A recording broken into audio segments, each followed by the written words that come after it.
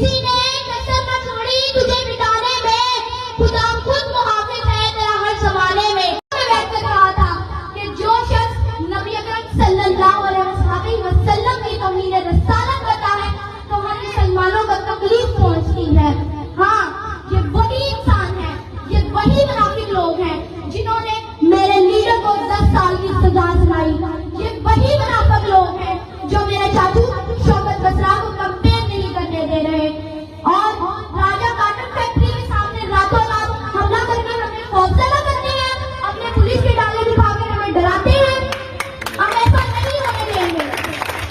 बात रही मेरी कौम की तरक्की की, मेरे गांव की तरक्की की, तो ये बात साबित करके दिखाए आज तक उन्होंने इस गांव के लिए क्या किया है। आप सब ये जानते हैं और तारीफ भी इस बात की गवाह है कि इस गांव में आज तक जो कुछ भी किया है मेरे अबू मलिक सब्र इकबाल मरहूम ने किया है। चाहे वो बिजली का हो, सड़कों का हो या वाटर सप्लाई का हो, वो हर काम में पेश रहते थे। हम में से कोई उनकी कमी पूरी नहीं कर सकता, ना ही हम इसके काबिल हैं, मगर उनकी बेटी होने के नाते आप सबसे वादा करती हूँ कि अगर मेरे गांव को किसी चीज की जरूरत, कोई मसला मसाइल होगा तो हम हमेशा आपके साथ हैं।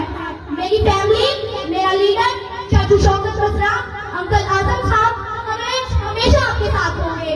मैं आपकी बेटी होने के नाते आप सबसे दरख्वास्त करती हूँ कि मोर और बोतल पर मोहर लगाकर कामयाब करें।